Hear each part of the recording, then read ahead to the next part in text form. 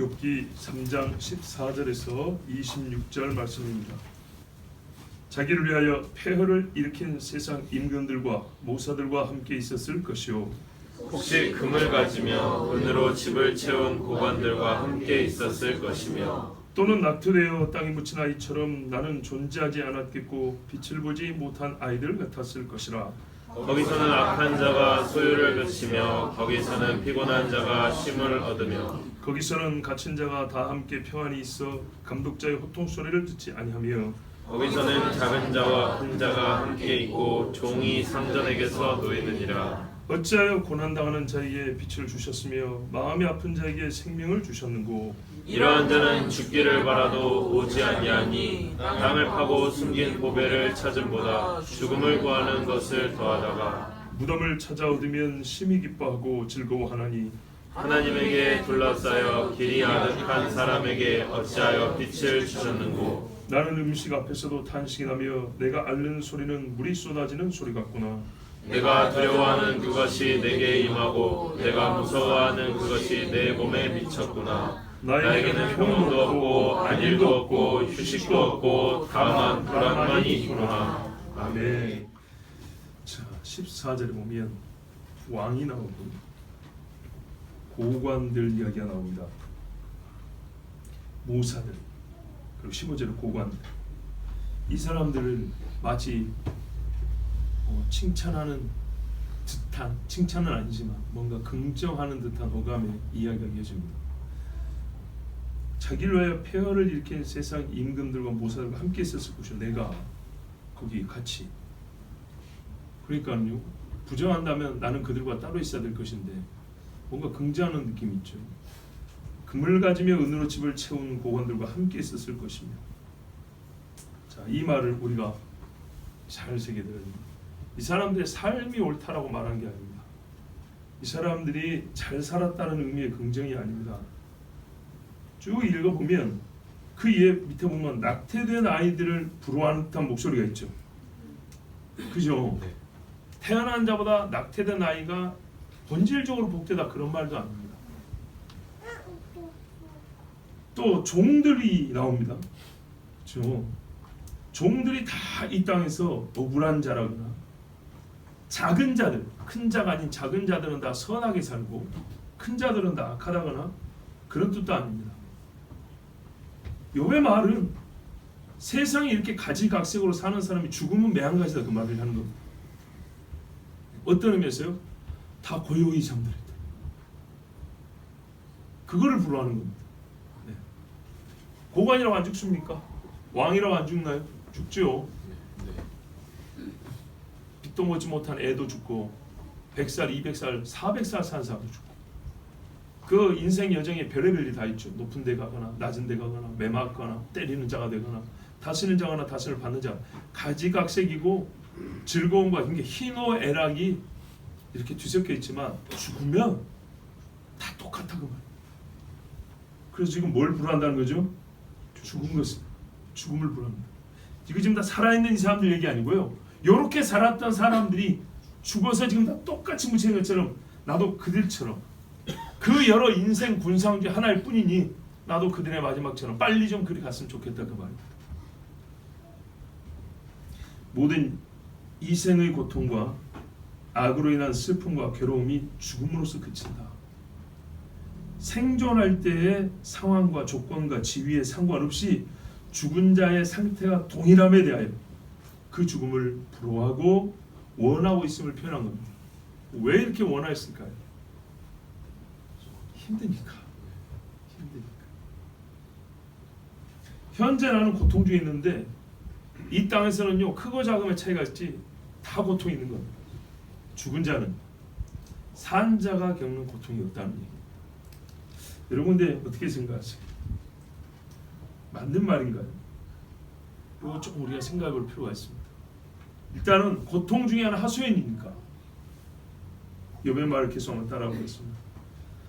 죽은 자는요, 고통당하지 않음에 있어서 평등합니다. 표면적으로 그게 보입니다. 무덤 속에 있는 자 말이 없죠. 예, 거기서 뭐 배가 부르니 고프니 지위가 높으니 낮이 그런 문제 없죠. 다 똑같이 썩어갑니다. 조용히 그냥 썩어갑니다. 현재 나는 고통 중에 있고 이 땅에서는 가만 보니까 크고 작을지라도 나 같은 고통 당한 사람들밖에 없는 거예요. 내가 이 땅에서 불화할 사람이 어디냐는 거죠. 굳이 찾자면 저 땅 속에 있는 사람들을 불화한다는 거죠. 근데 이것도 이 땅에서 말하면 좋은 일 있으면 더 좋은 처지에 있는 사람을 불화할 것인데 너무 힘드니까 이 아래를 보는 겁니다. 지금 고통이 그쳤으면 좋겠다. 그러나 여러분 우리가 알지만 죽음 이후에 곧 죽음 이후의 시간이 모든 사람에게 다 안식이냐 다 평안이냐 아니죠. 우리가 아닌 걸 다 압니다. 그래서 욥의 말은 지혜자의 말로서는 참 많이 부족하고 의인의 말로서는 실망스럽습니다. 그러나 앞서 말씀드렸듯이 무언가 우리가 그냥 그렇게 칼로 무자르듯이 똑 잘라내서 들을 건 아니고 그 마음을 헤아려 가면서 들어야 합니다. 그러니까 옳고 그름을 가리는데 이 말씀을 주신 목적이 거기에 있는 것이 아닙니다. 인간이 비록 의인이라 할지라도 그 입에서 얼마나 불의한 자의 목소리가 나올 수 있는지, 어떤 처지, 인간의 한계가 어디인지 우리 이거를 먼저 봐야 됩니다. 20절에 보니까 어찌하여 고난당하는 자에게 빛을 주셨으며 마음이 아픈 자에게 생명을 주셨는가. 죽음이 이런 고통을 끝내고 안식을 얻게 하는 유일한 탈출구라면 생명을 연장하는 빛은 내가 원하는 바가 아니라는 얘기죠. 더 고통을 연장시키는 거죠. 이 생명이란 것은 인생을 괴롭게 하는 원치 않는 선물이 되는 겁니다. 이 상황에서는 지금 이렇게 말하는 욥에 있어서 이렇게 말을 안 하고 그래도 주님 이 고통 중에도 빛을 보게 해주셔서 감사합니다. 이 사람의 이런 빛이 하나님을 상수할 이유가 되는데 생각이 죽은 게 낫다 이렇게 생각하는 사람은 저 햇빛 저거 좀 안 봤으면 저거 좀 거두어져 버렸으면 이렇게 생각하는 겁니다. 본래 빛은 생명의 힘으로 준 겁니다. 생명이 있는 것이 빛이 없으면 생명의 힘을 잃어버립니다. 그리고 생명은 창조자의 영광을 위하여 우리에게 주신 선물입니다. 그렇죠? 그런데 여기서 힘이 드니까 어떤 일이 벌어지냐면 이전에 갖고 있던 관념이 바뀌어버립니다. 욥이 전에도 빛에 대하여 이렇게 부정적으로 생각했을까요? 생명에 대하여 이렇게 원망스러운 정의를 내렸을까요? 그런 사람 아니죠. 그런 사람 아닌데 고통이 크면은 기존에 갖고 있던 올바른 정의가 깨져버리고 자기의 이 고통을 해소하기 위하여 새로운 정의를 만들고 새 관념을 스스로 만들어냅니다. 남이 준 게 아닙니다. 여기서 잘 보면 아직까지 욥에게 이런 생각을 갖도록 한 사람은 없습니다. 본인 속에서 만들어낸 생각들입니다. 놀랍죠? 의인이라고 하는 사람이 누가 가르쳐서 지금 당장 하나님에 대해서 또는 하나님 하신 일에 대해서 너 생각을 바꿔 이렇게 하지 않았어요. 처음에 부인이 말할 때 오히려 부인을 나무랬어요. 그리고 미안하지만 부인의 수준은 이런 정도의 말을 할 수 있는 수준은 안 되는 것 같아요. 욥은 굉장히 똑똑한 사람이잖아요. 그 똑똑한 사람의 수준에서 할 수 있는 말이에요. 근데 이게 봐보세요. 개념 정의가 달라졌어요. 하나님에 대한 사상의 변질이 발생한다는 겁니다. 나에게 발생한 일로부터 내 속에서 하나님에 대한 사상이 내 속에서 스스로 자기 스스로 바꿔치기를 한다는 겁니다. 그러니까 우리가 항상 누구를 잘못 만난 사람으로 생각하면 곤란합니다. 그 집도 똑같이 얘기한다니까요. 네. 내 속이 문제입니다. 내 속이. 그러면 무엇이 욥에게 이렇게 큰 변화, 하나님에 대한 사상이 삐뚤어지는 변화를 만들어냈을까요? 고통이죠. 네. 그런데 고통이라고 말하면 조금 부족합니다.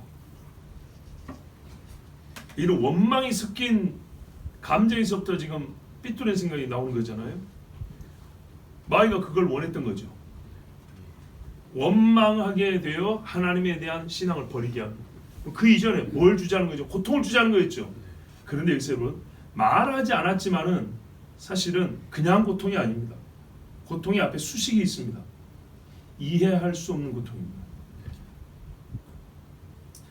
고통의 크기도 그렇지만 납득할 수 있느냐 못하냐는 고통에 대한 해석을 다르게 하고, 고통의 제공자에 대한 생각을 완전히 바꿔놓습니다.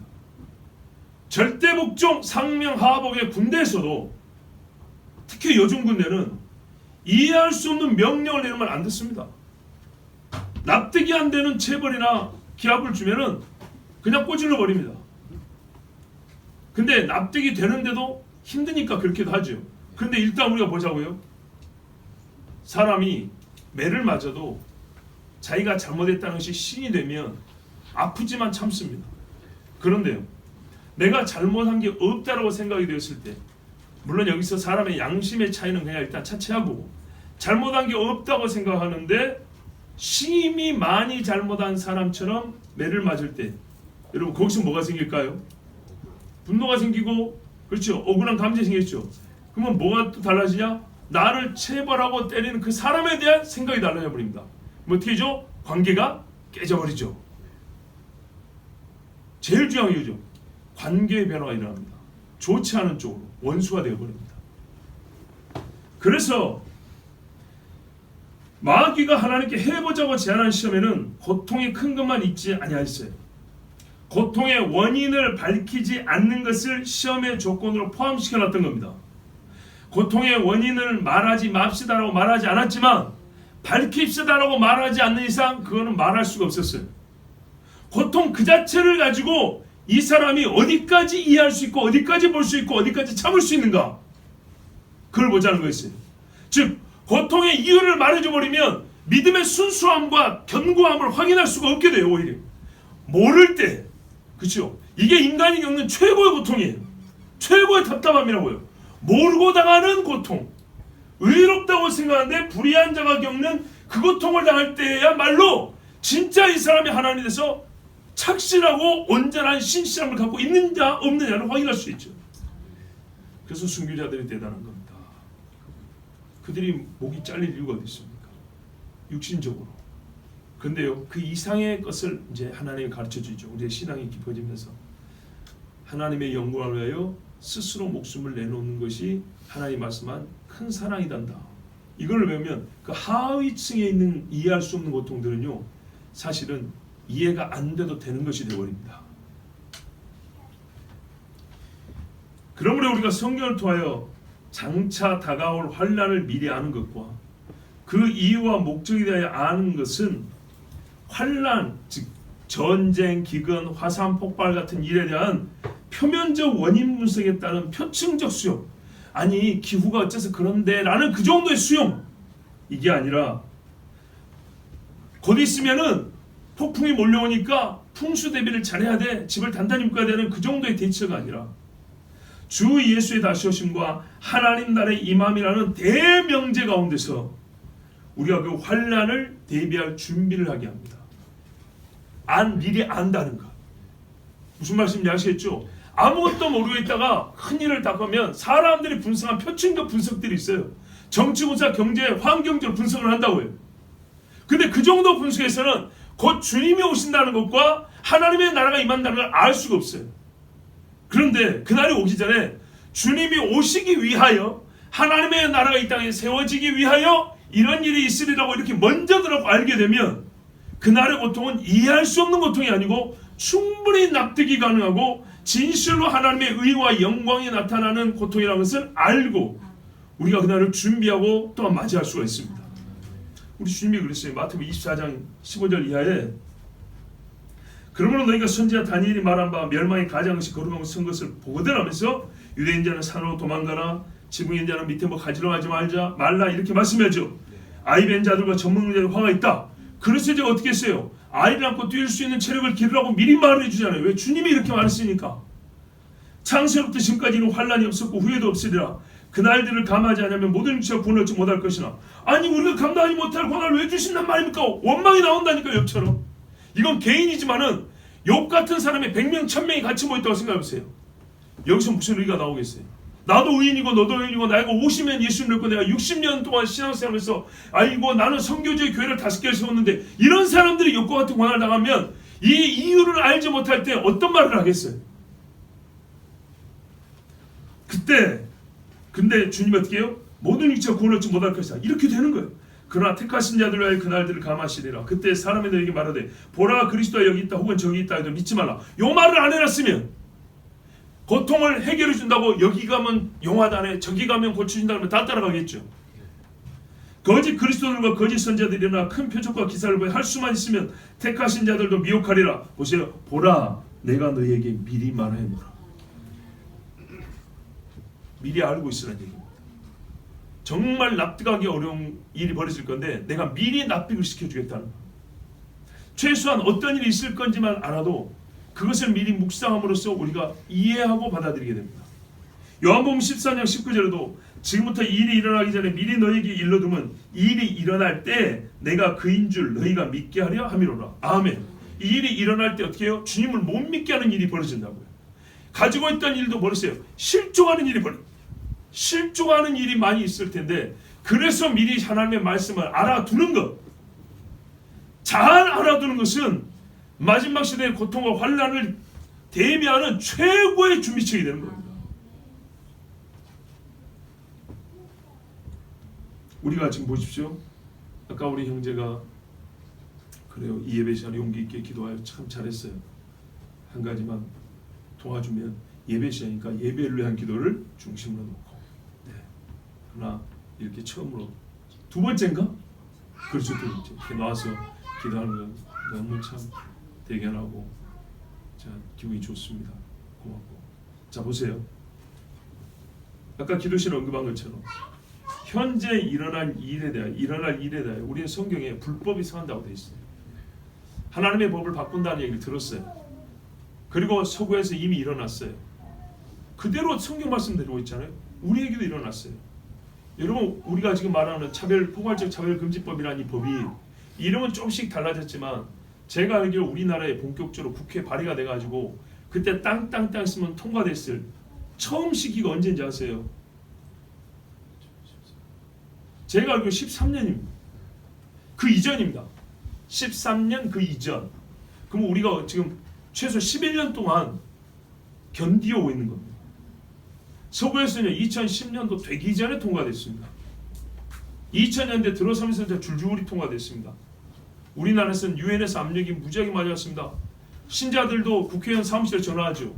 유엔에서도 국회의원 사무실에 전화해가지고 빨리 가편 투표를 하라고, 빨리 이 법을 통과시키라고 유엔에서 압력이 들어왔습니다. 그것도 우리나라 반모 총장이 유엔 사무총장 할 때. 그런데요, 우리 기독교인들이 지금까지 하나님이 말씀한 대로 이 일이 일어난 줄 알고 미리 준비하고 기도함으로 여기까지 견뎌오고 막아온 겁니다. 그리고 이보다 더 큰 일이 벌어질 걸 지금 알고 얘기하잖아요. 아까 우리 청년도 말이고 이게 되면 그 다음은 이러이러한다고 그랬잖아요. 왜요? 증거가 있잖아요. 다른 나라에. 그리고 하나님의 말씀이 그렇잖아요. 요한계시록 보세요. 남아있는 교회들이 어떻게 굴러가는지. 그러므로 우리가 이 일을 안다는 것, 성경을 통하여 미리 안다는 것은 그 일이 일어날 때 정확하게 원인과 내용을 파악하고 그에 맞는 대처, 그에 맞는 대응의 행위를 할 수 있도록 하는데, 하나님의 말씀을 미리 하는 것은 너무너무 중요합니다. 그런 차원에서 욥에게 예고 없이 찾아왔고요. 납득할 수 없는 고통이었어요. 여기서 사람은 결국 어떻게 된다고요? 하나님에 대한 사상이 변질되어 간다고요. 그걸 또 자기 속에서 스스로. 그래서 하나님이 어떻게 했습니까? 욥을 그대로 뒀습니까? 아닙니다. 친구들도 이걸 못 막았어요. 엘리후도 못 막았어요. 천사도 못 막습니다. 마지막에 하나님이 직접 나타났습니다. 결국 인간은 하나님을 직접 보지 않고는 완전한 계시를 얻을 수가 없고, 하나님에게서 직접 듣지 아니하고는 하나님의 뜻을 정확히 알 수 없다는 것을 우리가 알게 됩니다. 11절에 보십시오. 이러한 자는 죽기를 바라도 오지 아니하니 땅을 파고 숨긴 보배를 찾음보다 죽음을 구하는 것을 더하다가 무덤을 찾아 얻으면 심히 기뻐하고 즐거워하나니 하나님에게 둘러싸여 길이 아득한 사람에게 어찌하여 빛을 주셨는고. 이러한 자가 누굽니까? 이 앞에 보니까 남을 다스리는 사람도 있지만은 다스림을 받는 사람도 있죠. 그런 사람들입니다.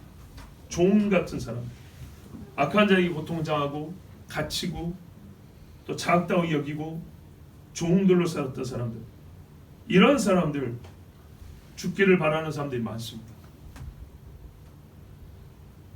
그래서 살다 보니까 어떤 사람이냐면 땅을 파면 금은보화가 나오는데 그거를 바라는 것보다 죽음을 구하는 사람이 더 많다고 그랬습니다.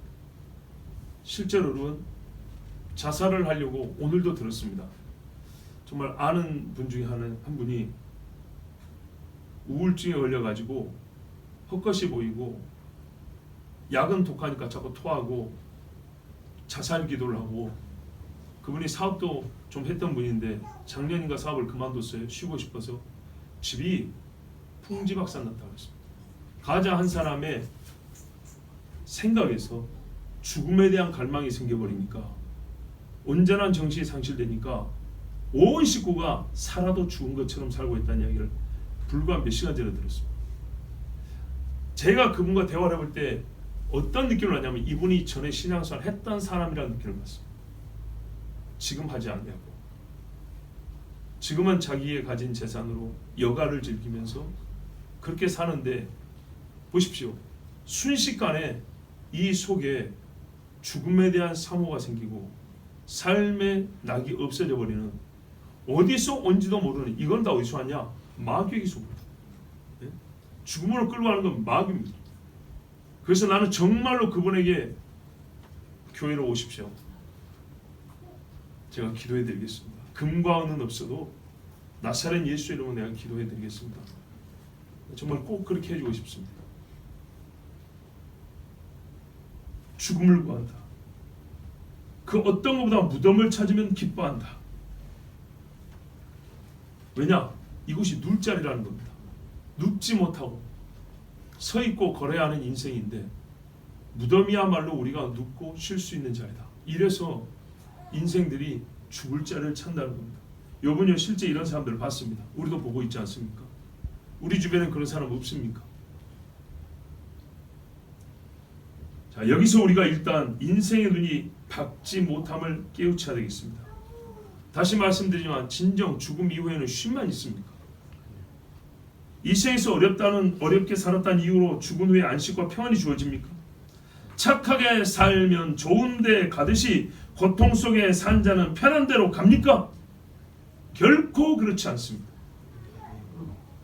욥은 이런 일이 있지 않은 줄 아는 사람입니다.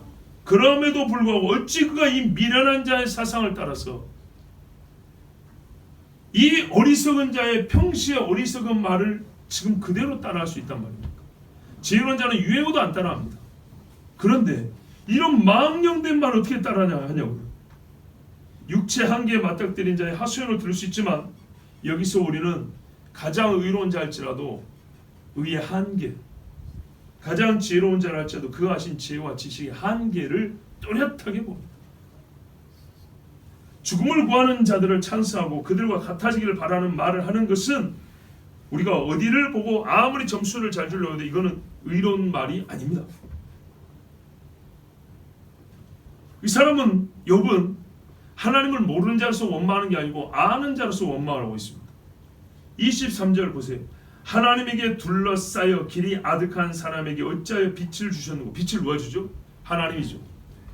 그것도 하나님에 둘러싸였다는 말이에요. 하나님이 꽁꽁 묶어서 탈출구가 없게 막아놨다는 얘기입니다. 그렇게 해놓고 그러면 얼마나 힘듭니까? 그런데 거기서 죽지도 못하게 또 빛은 공급해 준다는 겁니다. 묶어놓고 묵힌 채로 살라고. 제 이야기 아니고 욥의 이야기입니다. 욥이 아까 앞에 말했던 사람들은 고통 중에 살면서도 하나님을 모르는 사람들이 대부분이지만 욥은요, 창조주 하나님을 아는 사람으로서 창조주가 없는 자들과 고통이라는 공통점에 근거해서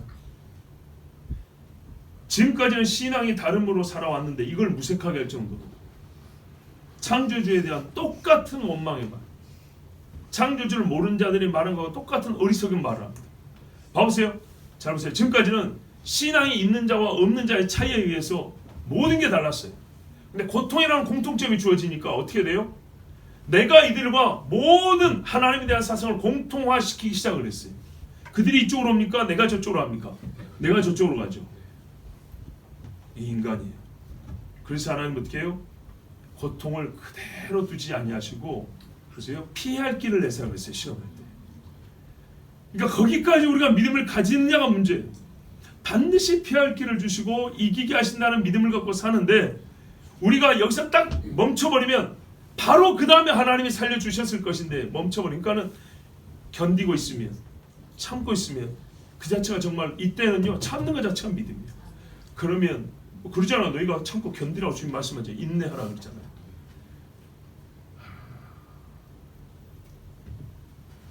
그러면 이 빛이 정말로 그 둘러싸여있는 어두운 막을 찢어내고 우리를 밝은 데로 인도할 겁니다.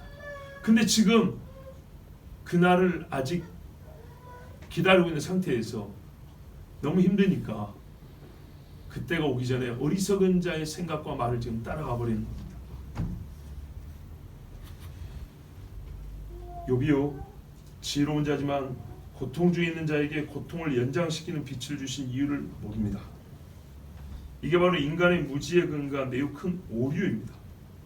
무슨 말인가 하면 여러분 삶의 가치와 자 욥이 깊은 이야기이기 때문에 제가 말을 좀 어려운 말을 쓰더라도 이해하고 들으셔야 됩니다. 삶의 가치와 지속 여부를 결정하는 이유나 근거는 우리 감각 경험에만 있지 아니합니다. 감각적으로 편하면 니는 계속 살 이유가 있고 감각적으로 힘들면 빨리 죽어야 될 이유가 있고 그런 게 아니라는 얘기입니다. 그러나 사람은 모든 삶의 가치와 우리 생존의 지속 여부, 생명의 지속 여부를 결정하는 포괄적 이유로서 감각 경험을 첫 번째로 가지고 삽니다. 힘들어, 아파, 죽어버렸으면 좋겠어. 답답해, 죽어버렸으면 좋겠어. 뭔 말 알겠죠? 피곤해, 죽어버렸으면 좋겠어. 감각 경험에 의존해서 모든 이유와 근거와 마지막 행위 결정을 그걸로 내리는 많이 배우나 못 배우나 똑같아요. 많이 가지나 못 가지나 똑같아요. 인간이 그렇게 무지하고 작습니다. 하나님을 알지 못하는 사람은 정욕을 위하여 악을 행하고 하나님을 부정하며 동시에 삶의 이유와 목적을 그 정욕에 두고 살듯이 반대로 말입니다. 그거 정욕을 위하여 살죠. 반대로 어떻게 해요? 정욕 충족이 안 되면 죽음을 원하는 불만족과 고통의 증가는 다른 무엇이 있다 해도 삶을 중단할 이유가 되고 삶을 지속시킬 이유가 없다는 근거로 삼습니다. 욥이 이런 생각을 처음부터 가지고 있지는 않았을 것이지만 극단적인 고통에 처해지면 보세요. 의인이라도 불의한 자의 생각을 하게 되며 지혜자라도 무지한 자의 사상을 쫓게 됩니다. 그래서 여러분 계속 의인들의 모임에 가는 것과 하나님의 말씀이 들려지는 곳에 내 몸을 갖다 놓는 것과 하나님 앞에 계속 기도하면서 하나님의 뜻을 묻는 것이 얼마나 중요한지를 아셔야 됩니다. 왜요? 끊임없이 이유 없는 솔직히 아는 것도 많지만 자기 의의 기준에 했을 때는 이유가 안 된다는 고통도 꽤나 많습니다. 그랬을 때 인간은 욥처럼 이렇게 하나님에 대한 생각이 변질되어 갑니다. 누구든지. 거짓말입니까? 세례요한 보세요. 그가 호강하고 살진 않았어도 평범한 날에는 예수 그리스도에 대하여 누구보다 확실하게 증언했지 않습니까? 근데 헤롯에게 옳은 말 한 번 하고 갇혀서 목이 잘릴 위험이 가까우니까 어떻게 됐어요? 우리가 다른 일을 기다리고 그러니까 이게 요한에게 어울리는 이야기가 아니죠. 그렇게 되는 거예요. 그래서 인생 중에 본질적으로 의의는 없고 스스로 지혜 있다 말할 자는 한 명도 없습니다. 욥을 보고 우리가 배웁니다. 그렇죠, 여러분.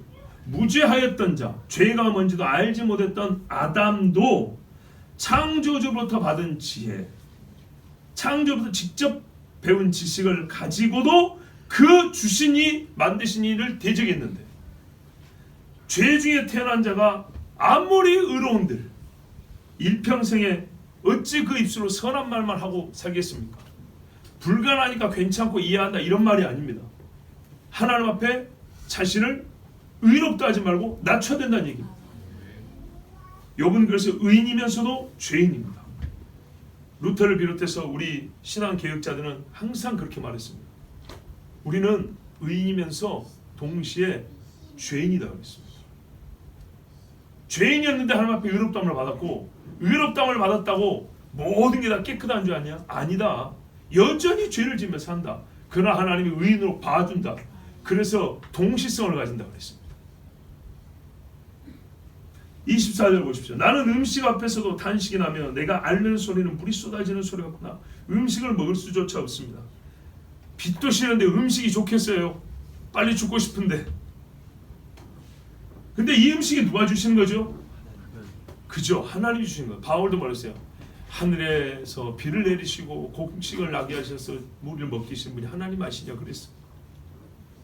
하나님 주시는 소문에 기쁨이 없어요. 너무 아프기 때문에. 음식을 앞에 둬도 물이 쏟아져 떨어질 때 나는 소리 같은 신음을 내는 거예요. 밥을 한 숟가락 넣어도 끙끙 앓는 겁니다. 여러분, 우리 인생이요 다 죄인이기 때문에 죽기 전에는 다 이렇게 고통을 당합니다. 되게 고통을 당합니다. 그 고통을 무게감 없이 가볍게 말하려고 하는 건 전혀 아닙니다. 우리가 지금 보고자 하는 것은 인간에 대해서 배우는 겁니다. 욥이라는 우리보다 훨씬 의로운 자를 통하여 이 사람이 어떤 말을 어떤 생각을 하느냐를 볼 때 그보다 훨씬 아래에 있다고, 우리 신앙이 말이죠, 우리 인간들이 하나님 앞에서 과연 자기 위치를 어떻게 세워야 되는가, 자기 이해를 어떻게 가져야 되는가, 이거를 배우고자 하는 겁니다.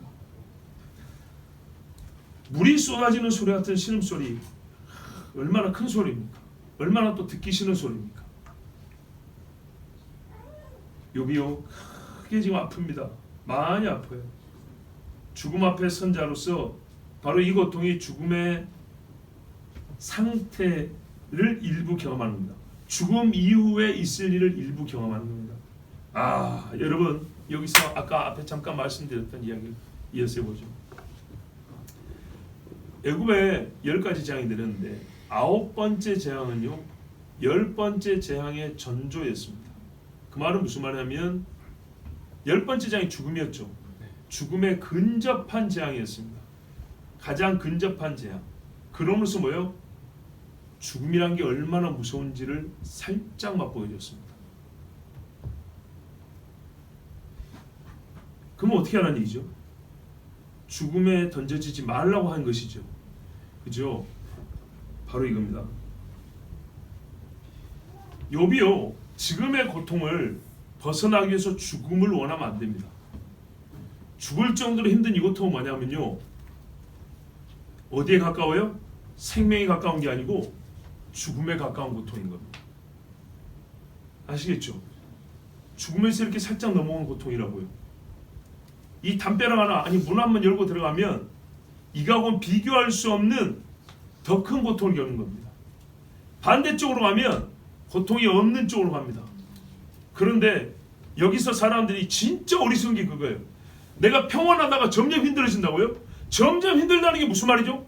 죽음에 가까워진다는 얘기죠. 저 조그만 애가 땀구멍도 잘 안 보이는 애가 땀구멍이 이렇게 보이고 말이죠. 주름이 깊어지면 무슨 말이에요? 죽음에 가까워진다는 얘기죠. 그렇죠. 이 고통의 방향성이 어디를 향하고 있냐면 죽음 쪽으로 향하고 있거든요. 근데 어리석게도 사단은 어떻게 말하냐? 죽으면 끝나리라 이렇게 말을 한다고요. 성경은 말했어요. 네가 경험하는 추세, 경향을 봐라. 죽음에 가까워지는 고통을 겪고 있다는 거예요. 그런데 인생이 갖고 있는 고통이 최극대는 어떻게 되냐? 바로 네가 원하는 거는 이 다음에 안식으로 99의 고통에서 0으로 툭 떨어질 것 같지만 그게 아니라 100의 고통으로 떨어지는 거다. 인간이요, 이게 바로 어리석다는 겁니다. 재앙이 이어질수록 사망에 가까운 것을 가르쳐 주는데 9번째 재앙을 겪고도 그 다음은 평안이기라 생각하는 사람 얼마나 바보입니까? 그래요.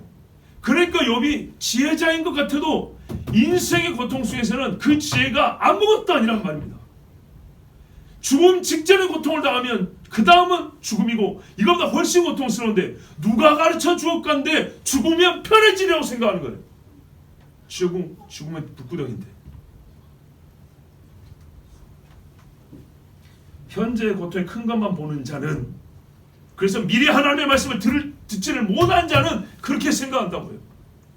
죽음이 이 고통을 끝내는 것이다라는 지점에서 생각이 멈춥니다. 그 이상의 생각을 못합니다. 그런데 미리 성경을 알고 지혜를 가진 자는 어떻게 해요? 지금의 고통은 죽음에 가까운 고통임을 알고 더욱 살기 위해서 반대 방향으로 힘을 쓰게 되어 있습니다. 힘만 쓰다고 되냐? 살고 좀 하나님께 달리. 그렇죠. 우리의 신앙적으로 표현할까요? 살려달라고 기도를 합니다. 구해달라고 기도를 한다고요. 나를 환난에서 건져달라고. 그런데요, 믿음이 좋은 것 같아도 끝에 가서 나 죽어버리고 말지. 이거는 믿음이 아닙니다. 그래서 여러분, 이리 보나 저리 보나 자살은 믿음이 아닙니다. 힘들어서 이렇게 할 수 있어요. 주여 제가 죽기를 구하나이다까지는, 거기까지는 용납할 수 있어요. 주권이 하나님 있으니까 하나님 데려가십시오. 여기까지는. 그런데 자기 스스로 이 다음은 평안이겠거니 내가 스스로 평안과 안식을 찾겠다고 끊어버린다. 지옥입니다. 모든 죽음이 가까운 자는 하나님을 알기에 열심을 내야 합니다. 여러분, 죽음 후가 진짜 안식이 되기를 바란다면 지금 이 땅에 있을 때 힘들수록 하나님 나를 살려주십시오라고 구하는 자가 되어야 됩니다. 이 믿음이 있어야 죽고 나서도 평안이 있습니다. 25절에 내가 두려워하는 것이 내게 임하고 내가 무수하는 것이 내 몸에 미쳤구나. 평상시에 욥은요, 오늘 같은 이런 고통이 있을까 두려웠습니다. 그래서 봐보세요. 자식들을 하나님께 번제드렸어요. 혹여나 속으로라도 하나님을 봅시오. 속으로라도 하나님을 욕할까봐. 근데 지금은 어떻게 해요? 자기가 막 드러내놓고 친구들 앞에서 막 들으라고 그냥 욕을 빠락빠락 하고 있죠. 지금까지 이런 일이 있을까봐, 이런 어려운 일이 있을까봐 아이들을 가르치고 지도하고 하나님 앞에 예배하고 기도하기를 쉬지 않았어요. 그런데 일어나 버렸어요. 이러니까 이제 이해가 잘 안 된다는 것이었습니다. 그러나 바로 이것이야말로 두려워했던 것이기 때문에 이 두려운 것들이 임했을 때 그 사람의 믿음의 크기를 가늠해 볼 수 있습니다. 두려워하는 것이 임했을 때 두려움을 이기는 것이 믿음인데 과연 이겨내냐? 나에게는 평온도 없고 안일도 없고 휴식도 없고 다만 불안만이 있구나. 번역이 조금 이해하기 어려워서 좀 더 본문에 가까운 번역을 읽어드립니다. 나는 안전한 가운데 있지 않았고 휴식도 가지지 않았고 편안치 않았는데도 고난이 임했도다 하더라. 무슨 말입니까? 이 두려운 일, 무서운 일을 겪고 싶지 않아서, 그러니까 죄로 말미암아 받는 형벌이란 말이죠. 그래서 친구들도 네가 죄 지어서 형벌 받았다 그랬잖아요. 그 죄인이 안 되려고, 죄 안 지으려고 누구보다도 조심하고 부지런히 악을 제하며 넉넉고 내가 재산 많다고 부자했잖아요. 넉넉고 그리 즐기는 인생이 아니라 스스로 괴롭게 하기까지 자기를 치면서 주를 경외하며 힘써 살아왔다. 그러나 지금 나의 한 일이 다 헛되게 되어버렸다고 말합니다. 지금의 고난은 내가 뿌린 씨에서 날 수 없는 열매다. 욥은 이런 고난을 겪을 씨를 뿌리지 않았어요. 이런 열매를 거두고 싶지 않아서 이런 열매를 거둘 만한 씨를 안 뿌리려고 애를 쓰면서 남들 잘 때 일어나서 기도한 사람이었다 이 말입니다. 그런데 정말 내가 안 뿌린 씨가 열매를 맺었어요. 그러니까 이해할 수 없는 고통, 이해할 수 없는 고통에 어떻게 된다고요? 하나님에 대한, 왜 고통 누가 줘요? 하나님 주니까 하나님에 대한 사상이 바뀌어버린다고요. 여기서 우리가 이해할 수 없다 또는 육체의 감각의 경험이 우리를 고통으로 극단적으로 몰고 갈 때 우리의 믿음이라는 것은 사실 얼마나 약한지, 하나님이 없다는 쪽으로 계속 가는구나, 하나님이 생명을 부지하고 죽음을 원하기까지 흘러가는구나. 자, 오늘 정말 우리 인간에 대해서 잘 배워야 됩니다. 예? 이와 같은 뿌리지 않은 열매와 같은 고통 속에서 육체를 짓이기는 고통에 못지않게 이런 일은요 영적이면서 심리적인 고통도 크게 주었습니다.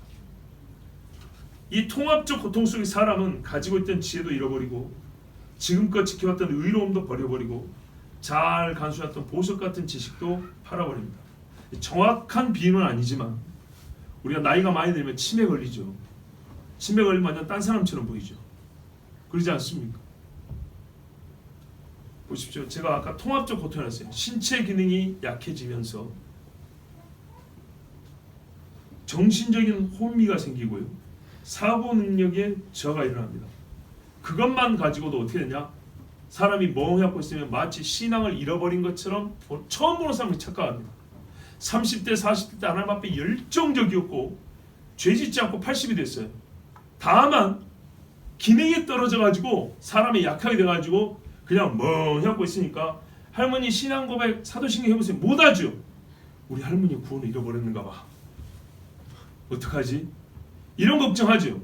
사실은 그게 걱정할 문제가 아닌데 봐보십시오. 사람은 영육 혼일 하나이기 때문에 이런 정신적인 육체적인 기능만 떨어져도 이 사람에는 영적인 순수함과 영적인 그 믿음의 본질, 그들이 갖고 있는 그 속에 있는 믿음의 그것을 의심하는 지경까지 간다고요. 그런데 정신이 말짱말짱 할 때도 거꾸로 말이죠. 영적으로 이렇게 의심이 들어버리는 일이 벌어지면 어떻게 되냐. 거기다가 육체는 힘들고요. 주변의 친구들과 아내는 나를 저주하고 정죄하지 않습니까? 이렇게 되면 이 사람이 갖고 있는 하나님 앞에서 그 아름다운 모습들, 이것들은 사실상 다 붕괴되고 없어진 것처럼 보일 때가 있습니다. 그렇지만 여러분, 욥이 이렇게 하나님 앞에 막 하소연하고 원망했다고 해서 욥이 하나님께 가진 신앙을 부정한 것은 아닙니다. 욥의 약함을 얘기한 것이지 욥이 하나님을 부정했다고 그의 불신앙을 말하는 것은 아닙니다.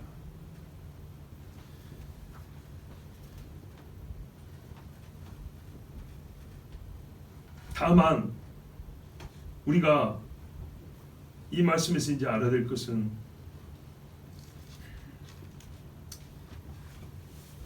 욥이 알지 못하는 것 때문에 하나님을 부인하는 건 아니지만 부인하는 자와 같아져 버린 지경을 우리가 보고 있지 않습니까? 그렇죠? 그러면 제일 중요한 이슈는 뭐냐면 알지 못하는 고통이라는 것의 이 앞부분에 알지 못함입니다. 그래서 아까 우리 주님도 미리 알려줬죠. 그런데요, 하나님은 항상 미리 알려주냐? 그렇지는 않습니다. 일부러 감추는 때도 있습니다. 바로 욥의 사건은 그런 케이스로 일가되는 겁니다.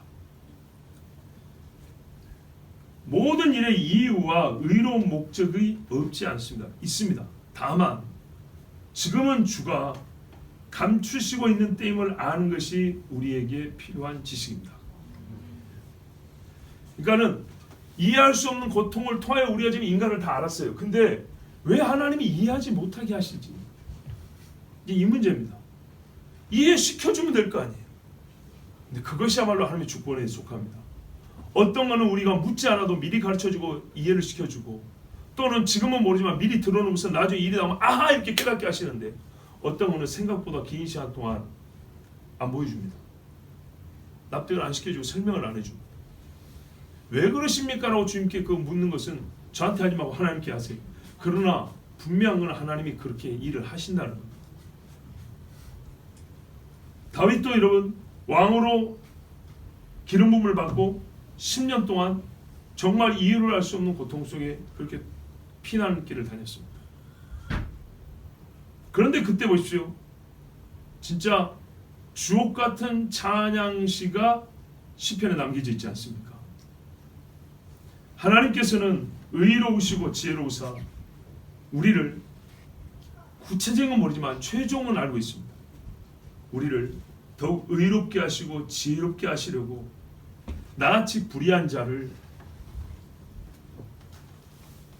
뭐랄까요, 진짜 하나님 보시기에 너의 삶이 참 의롭다, 너의 생각이 의롭다는 자로 만드시려고 그 과정 중에 우리를 한 번 더 불의한 자로 만들어 버립니다. 은혜를 크게 하려고 한 번 더 죄인 되게 합니다. 보통 그런 일들에 있어서 하나님이 감추십니다. 그렇다고 해서 다 하나님 탓이란 건 아닙니다. 자기 탓입니다. 자기 잘못입니다. 그렇지만 그때 하나님이 마치 안 계신 것처럼 뒤로 물러나셔서 보여주지 아니하시고 알려주지 아니합니다. 이해할 수 없는 고통을 주시고 이해가 불가능한 시간을 정하여 주심으로써 인생은 하나님의 의로심과 지혜로심을 철저히 신뢰하여 처음부터 주를 아는 지식을 갖추게 합니다. 참 욥기는 어려워요. 그 설교하는 저도 어렵습니다. 문장과 문장 사이에 접속사를 잘 이어주면 좋겠지만 다 그렇게 해줄 수는 없습니다. 그러니까 여러분이 넉넉고 쉽게 이해된다 이렇게 될 게 아니고요. 생각하면서 제가 설교하는 말 문장과 문장 사이에 철길 선로가 보면 약간씩 간격이 있죠. 따가당 따가당 할 때 약간 간격이 있죠. 그 정도의 간격이 있는 말들이니까 여러분 거기는 여러분 스스로 이어서 생각을 하셔야 됩니다. 이해할 수 없는 고통을 주시고 이해가 불가능한 시간을 정하여 주심으로써 그러므로 인생은 하나님의 의로우심과 지혜로우심을 철저히 신뢰하여 처음부터 주를 아는 지식을 갖추는 것이 매우 중요함을 알게 합니다. 그러니까요 이렇게 되는 거죠. 봐보세요. 오늘 우리가 어디까지 배웠어요? 주님은 이해할 수 없는 고통에 실족하는 걸 알고 미리 가르쳐 주신다. 보세요. 이해할 수 없는 고통에 우리가 하나님에 대한 사상을 변질시킨다. 이것도 가르쳐 주셨어요. 지금 이걸. 그래서 어떻게 해요? 앞으로 이해할 수 없는 일이 벌어지더라도 이건 하나님이 자기를 목적과 선한 의도와 목적에 있어서 감추시는 때인 줄 알고 이해할 수 없다는 것을 근거로 어리석은 자와 불의한 자의 사상에 넘어가지 마라 그 말입니다. 우리의 기도가 바로 이 깨달음에 근거해서 하나님 제가 이해할 수 없을 때 견디게 하옵소서. 그리고 주님 제가 무지하니까 좀 미리 가르쳐 주세요 라고 어린아이처럼 솔직히 그렇게 기도하는 것이 좋습니다. 솔직한 심정으로 제가 인간인 것은 목사이지만 한 사람의 사람으로서 저도 말하는데 우리가 만일 욥과 같이 이런 고통 속에 있다면 욥하고 다르게 말할 수 있겠습니까? 더하면 될지 덜하지 않을 겁니다. 그래서 저는요 이 설교를 마치면서 그러면 나는 이제 이렇게 설교한 사람으로서 어떻게 기도할 거냐. 저의 기도말을 한마디로 요약하면 이겁니다. 주여 나를 가르치시되 주의 부드러운 손길을 행하시옵소서. 뭔 말인지 아시겠어요? 우리 주님의 말씀에 근거하여 이 기도말을 택하였습니다. 마태복음 24장 15절 아까 우리 읽은 말씀이죠. 그 이후에 이런 말씀 있지 않습니까? 다시 한번 읽어드리면 그러므로 너희가 선지자 다니엘의 말한 바 멸망에 가지한 것이 거룩한 곳에 선 것을 보거든 읽는 자는 깨달을진저. 미리 말해줬어. 그때 유대에 있는 자들은 산으로 도망할지어다. 지붕 위에 있는 자는 집 안에 있는 물건을 가지러 내려가지 말며 밭에 있는 자는 겉옷을 가지러 뒤로 돌이키지 말지어다. 그날에는 아이벤 자들과 젖먹이 있는 자들의 화가 있으리로다. 자, 미리 아니까 좋죠. 대비할 수 있고. 그런데요 이런 거를 미리 알려주고 나서 아니까 됐지 않고 주님이 기도도 가르쳐줬어요. 제가 아까 말했어요. 주님 나를 가르치시되 미리 가르쳐주시되 부드러운 손길로 행하시옵소서 그랬죠. 우리 주님이 뭐라고 가르치셨냐면 너희는 너희의 도망하는 일이 겨울에나 안식일이 되지 않도록 기도하라. 보세요. 주님 큰 환란이 오고 내 육체가 견딜 수 없습니다. 거기다가 안식일이면 어떡합니까? 거기다가 겨울이면 어떡합니까? 주님 겨울이 아니기를 원하나이다. 이왕이면 따뜻한 날에 도망가게 해주세요. 우리 새끼들 데리고 내가 도망을 가려는데 들에서 자야 되는데 애들이랑 나랑 다 얼어 죽을까 두렵습니다. 주님 따뜻한 날에 도망가게 해주세요. 안식일에 주님 예배하고 싶은데 잠시라도 멈춰야 되는데 안식일에도 하면 발걸음을 멈추면 금세 잡힐 거 아니겠습니까? 하나님 이왕이면 안식일이 아니고 다른 날 도망가요. 이렇게 구체적으로 기도하라 그랬어. 우리가 약하니까 보세요. 미리 알려주면서 기도하는 것도 가르쳤어요.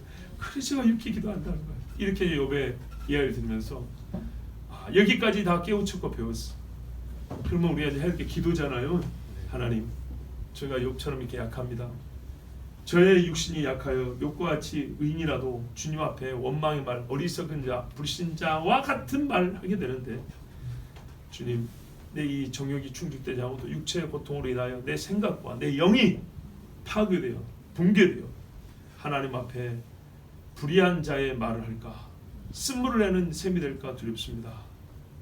이제 알았으니 주님이 감추시는 때가 있다는 것을 알고 원망하지 않고 인내하게 하옵소서.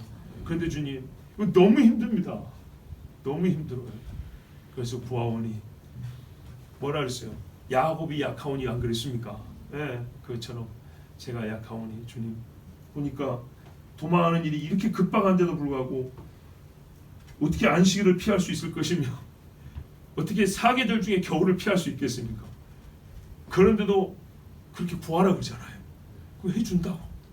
그래서 주여, 부드러운 손길로 가르치시고 감추어 내 눈에 잠시 보이지 않는 때가 있더라도 좀 너무 길지 않게 하사 종으로 하여금 정말 이 믿음을 잃어버린 일이 없도록 지켜주시옵소서. 그렇게 기도하는 것이 옳은 줄 압니다. 우리 시간에 같이 기도합니다. 하나님, 우리에게 말씀해 주셔서 감사합니다. 첫째는 아버지의 말씀이 들려진 것이 감사합니다. 저는요, 자라든보다든 하나님의 말씀을 전하게 해주시면 얼마나 감사한지 모릅니다. 전하면서 제가 삽니다. 여러분은 들으면서 살고 나는 전하면서 삽니다. 내 목소리를 내 귀로 들으면서 하나님의 뜻을 분별하는 이 즐거움이 얼마나 큰지 모릅니다.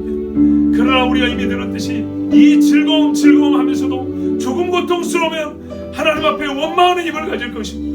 하나님에 대한 생각을 바꿀까 두렵습니다.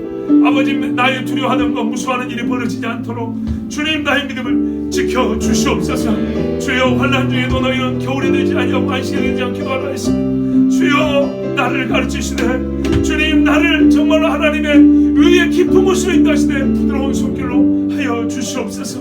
우리 인간의 연약함을 깨닫고 시인할 것이며 하나님의 의를 인정할 것이며 하나님이 가르치신 오늘 말씀의 통찰을 따라 깨우침을 따라 주님 믿음을 지키는 종들이 되게 하여 주시옵소서. 우리 주여 몸을 기도합니다. 주여,